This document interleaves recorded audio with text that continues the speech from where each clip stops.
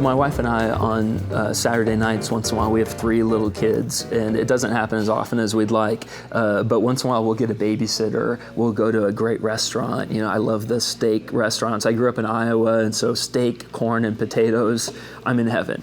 And so we'll go to a restaurant, and my wife and I'll order the steak, she'll get a salad or something, and we'll be sitting there, and I'm just loving it. I'm loving the steak, I'm loving the time. And then once in a while, she does a dreaded thing that strikes fear into me. She'll say, "Baby, I want to talk." And I think to myself, oh no, I'm being cornered. What did I do wrong? Something's wrong. Because if we have to talk about our relationship, it means there's something that needs to be talked about. And you know, I think I'm killing it. I think I'm doing a good job in my marriage. And so she'll say, "I want to talk." And usually it means, and I want you to know about my thoughts. I want you to know more about me. I want to give you some details of what I've been thinking. And my response is usually, can I just enjoy my steak? You know, let's not ruin this moment with learning about you. And I think one thing I'm telling her is that I'm afraid if I know too much about you, I might not love you the way I love you right now. And I might even be as bold to say, you know what, baby, I'm loving these warm fuzzies. I'm loving this candlelight dinner. What if you just go home, hang out with the kids, and I'll just meet you back here next Saturday night, because these warm fuzzies are good. And let's just do this meet at a restaurant thing, and I'll just let you do your thing and I'll do my thing. Well, the steak knife would be taken from me in her hands, and it would be planted in my heart. You know, if I said something like that to my wife, I would no longer be sitting here living. But here's the deal. I think we treat God that way many times. Many times we say, "God, I love the Sunday experience. I love the free coffee. I love the donuts. I love the warm fuzzies. I love the motivational sermon." And I love that. But is it okay if I just Monday, Tuesday, Wednesday, Thursday, Friday, Saturday, you just kind of go do my thing, live my life, and then I'll just meet you back here next week? We'll be cool, right? I'll just meet you back here next week, because God, if I actually have to walk with you every day, if I actually have to let you in, and if I actually have to learn about you, and I have to know about you, and if we have to have the relationship talk, and if we have to talk about it, I'm afraid I'm not going to love you anymore.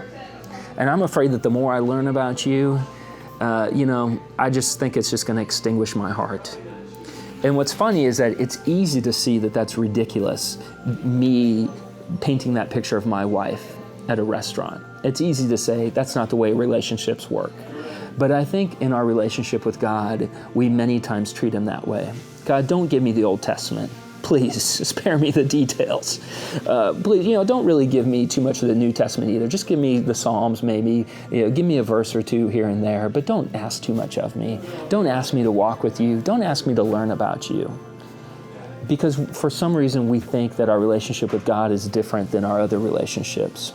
And what I want to challenge you with, and which is a challenge to me too, is, do we truly have any hope for our marriage? Do you really think you're going to have an awesome marriage if you aren't daily connected with the only God, and with God that can truly give you that awesome marriage, and the God that can change your heart, the God that can make you not as selfish, the God who will change you from the inside out? Do you really think that if you just touch base with him once a week, that he's going to dramatically change you over time to be the husband or the wife that you need to be?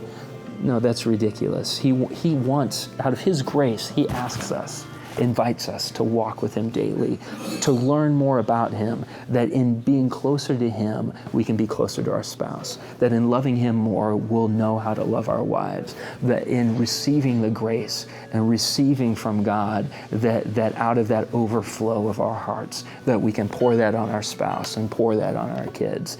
And so it's ridiculous for us to think that we don't have to walk with God and have an awesome marriage. So what I would encourage you, and this is me too, this is what gets me out of bed every day, is to say, God, you invite me to walk with you every day. You have given me your word. You have given me a mind to be able to understand it.